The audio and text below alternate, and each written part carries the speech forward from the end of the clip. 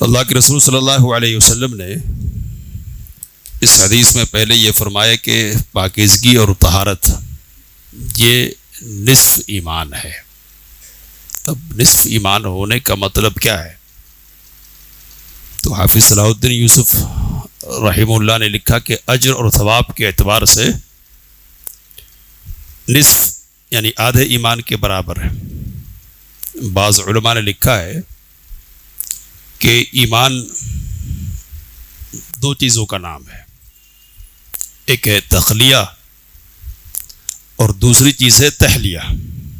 تخلیہ کا مطلب ہے صفائی کر دینا پہلے، ڈینٹنگ، اور تحلیہ کا مطلب ہے رنگ چڑھانا، رنگنا، مزین کرنا۔ تو طہارت کیا ہے؟ پہلی چیز ہے یعنی تخلیہ ہے، شرک سے پاک کرنا ہے اپنے آپ کو، شرک کی گندگی سے دور کرنا۔ تو اس اعتبار سے طہارت نصف ایمان ہو گئی۔ اس سلسلے میں ایک اور بات یہ کہی گئی کہ یہاں ایمان سے مراد نماز ہے، اور نماز کے لیے طہارت شرط ہے۔ تو اس بنیاد پر نبی اکرم صلی اللہ علیہ وسلم نے ارشاد فرمایا کہ طہارت نصف ایمان ہے، یعنی آدھی نماز ہے۔ اب جو معنی بھی ہو، لیکن ظاہر الفاظ سے یہ بات تو ہمارے سامنے ہے کہ طہارت کو اہمیت دی گئی ہے، اور نبی اکرم صلی اللہ علیہ وسلم نے ایمان کے ساتھ اس کو جوڑ کر اس کی اہمیت واضح فرمائی ہے۔ ہم یہ بات اچھی طرح جانتے ہیں کہ ہمارا جو مذہب ہے اس نے پاکیزگی اور صفائی پر بہت زیادہ توجہ دی ہے، اور قدم قدم پر اس بات کی رہنمائی کی ہے کہ صفائی کا اہتمام کیا جائے۔ تو ہر قسم کی صفائی کا اہتمام ہے، معنوی طور پر بھی صاف رہا جائے، اور مادی اور جسمانی طور پر بھی صاف رہا جائے، حدث سے بھی پاکی کا اہتمام کیا جائے، اور خبث یعنی ظاہری جو نجاست ہے اور گندگی ہے اس سے بھی پاکیزگی کا اہتمام کیا جائے۔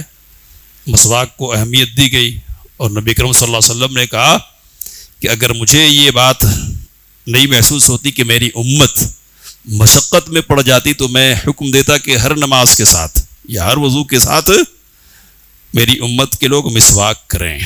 تو خواہش تو ہے نا، تو اس طرح صفائی کو کتنی اہمیت دی ہے ہم سمجھ سکتے ہیں۔ اور بھی بہت ساری باتیں ہیں، ہر نماز کے بعد، ہر نماز کے ساتھ وضو کرنا نماز سے پہلے، یہ صفائی کی بہت بڑی دلیل ہے۔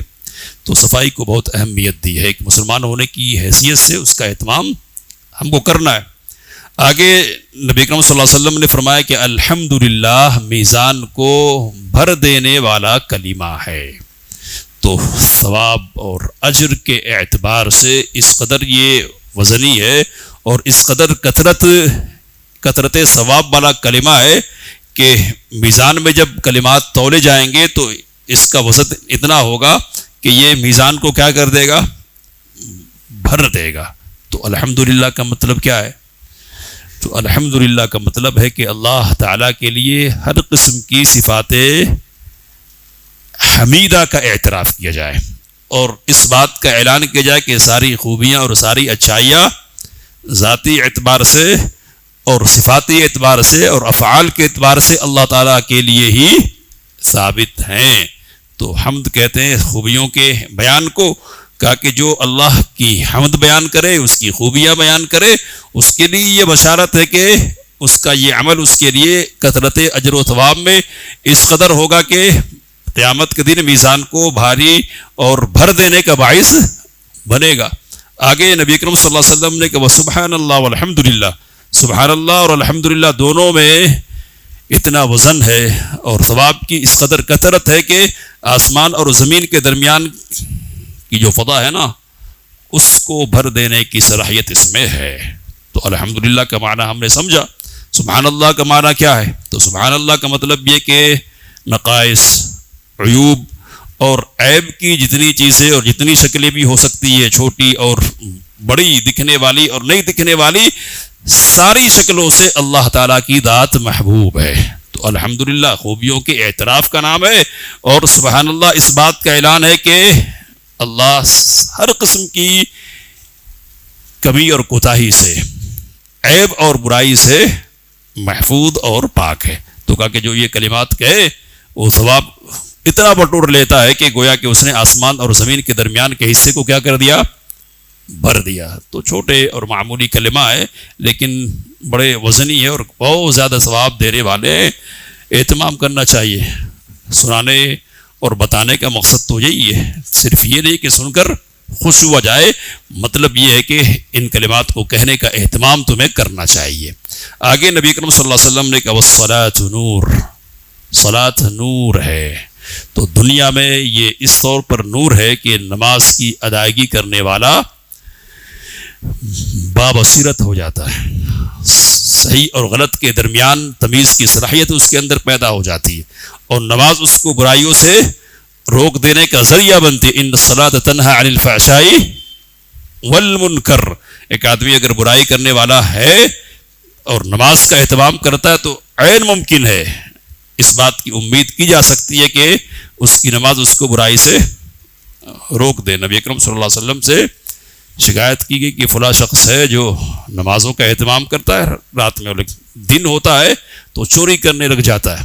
تو نبی اکرم صلی اللہ علیہ وسلم نے کہا کہ اس کی نماز اس کو روک دے گی۔ تو نماز میں یہ صلاحیت اللہ تعالیٰ نے رکھی ہے کہ وہ انسان کو برائی سے روکتی ہے اور اس کے لیے روشنی اور رہنمائی کا ذریعہ بنتی ہے۔ آگے نبی اکرم صلی اللہ علیہ وسلم نے کہا صدقہ برہان ہے، دلیل ہے۔ تو صدقہ کو صدقہ کہتے ہی اس لیے کہ وہ ایک مومن کے سچے مومن ہونے کی دلیل ہے۔ اسی بات کو نبی اکرم صلی اللہ علیہ وسلم نے کہا کہ صدقہ دلیل ہے، یعنی ایک آدمی کے صحیح مومن ہونے کی دلیل ہے۔ مال خرچ کرنا یہ آسان کام نہیں ہوتا ہے، محنت کر کے حاصل کیا ہے مال، اب اس کو نکالنا انسان کے نفس پر بہت گرا ہوتا ہے، ایمان کے تقاضے کے طور پر آدمی نکالتا ہے۔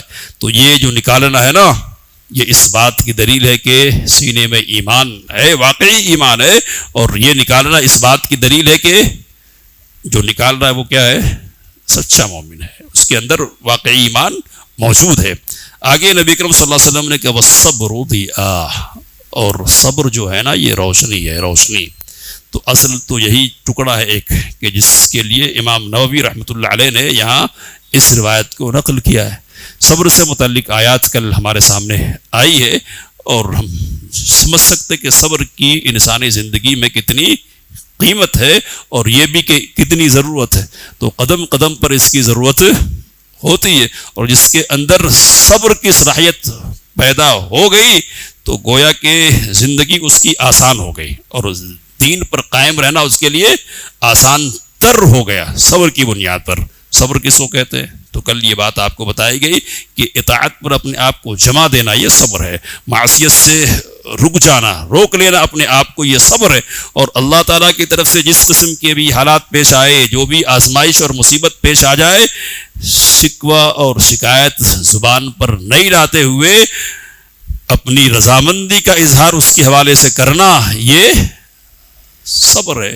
تو جیسے ہی مصیبت آئے، مومن کا شیوا یہ ہو کہ ان للہ و انا الیہ راجعون، سب کچھ اللہ کا، ہم بھی اللہ کے ہیں اور ہمارا جو کچھ بھی ہے نا وہ بھی اللہ ہی کا ہے۔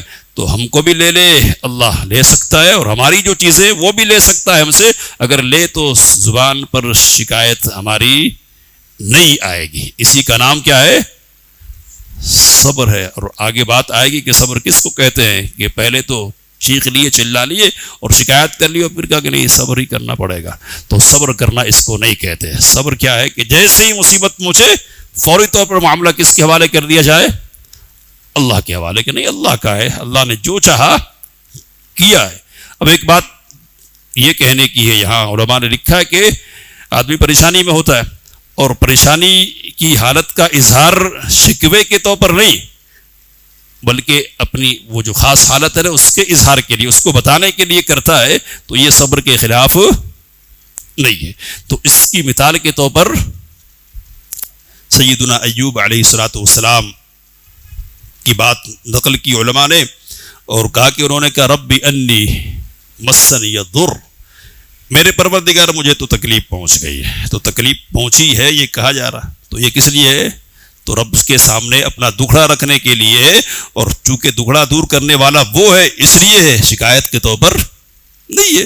اور حضرت یعقوب علیہ الصلوۃ والسلام نے بھی کہا تھا کہ انما اشکو بثی وحزنی الی اللہ، میں اپنی تکلیف اور اپنے غم کی شکایت کس سے کرتا ہوں؟ تو اللہ سے کرتا ہوں۔ تو اللہ سے شکایت کرنے کا مطلب نہیں کہ تو نے ایسا کیوں کر دیا، ہے نا، بہت غلط ہوا، کیا میں ہی رہ گیا تھا، مجھے کو اس کے لیے کیوں چن لیا گیا وغیرہ، یہ نہیں، بلکہ تو نے مصیبت دی ہے تو ہی دور کرنے والا ہے۔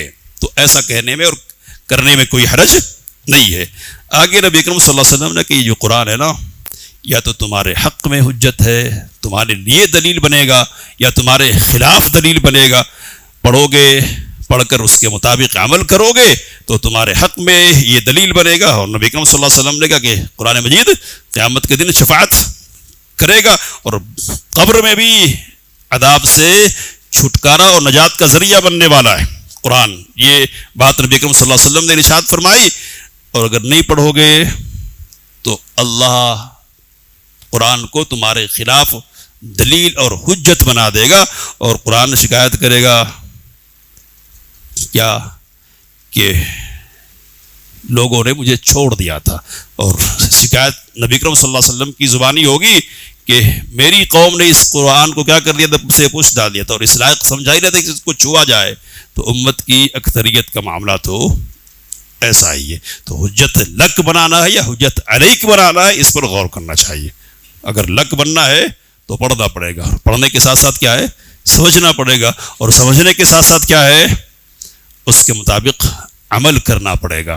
اور آگے آخری بات نبی اکرم صلی اللہ علیہ وسلم نے سمجھائی کہ روزانہ کی بنیاد پر ہر آدمی نکلتا ہے اور اپنے نفس کا، اپنے آپ کا سودا کرتا ہے۔ تو یہ سودا یا تو نجات کا ہوتا ہے یا تباہی کا ہوتا ہے۔ تو اگر اچھے اعمال کیے، رب کی رضا کے اعمال انجام دیے، تو اپنے آپ کو نجات کے راستے پر کر لیا اور سودا گویا کے کامیاب ہوا۔ اور اگر رب کی خلاف ورزی کی، اس کے احکام سے بے اعتنائی برتی، اس کی نافرمانی کی، تو اپنے آپ کو ہلاک کر لیا۔ تو روزانہ کی بنیاد پر یہ ہوتا ہے۔ تو ہر ایک کو تولنا ہے کہ وہ کیا کما رہا ہے یا کیا گنوا رہا ہے، کمانے کا کام ہو رہا ہے یا گنوانے کا، بچنے کا ہو رہا ہے یا اپنے آپ کو ہلاک کرنے کا۔ تو یہ بڑی عظیم حدیث ہے جس میں نبی اکرم صلی اللہ علیہ وسلم نے بہت ساری باتیں بیان فرمائی ہے، اور جو باتیں کہی ہے آخر کی باتیں تو اہم ہے بہت، لیکن مزید پہلے جو باتیں ہیں نا وہ بہت زیادہ ایسی نہیں ہے کہ جن پر عمل کرنا مشکل ہو۔ تھوڑا سا اہتمام کر لیں گے تو ساری چیزیں خوب حاصل کر سکتے ہیں، اور خوب ثواب اور اجر بٹورنے کے مستحق ہو سکتے ہیں۔ اللہ سے دعا کہ ان باتوں کو سمجھنے اور ان سے کام لینے کی توفیق عنایت فرمائے۔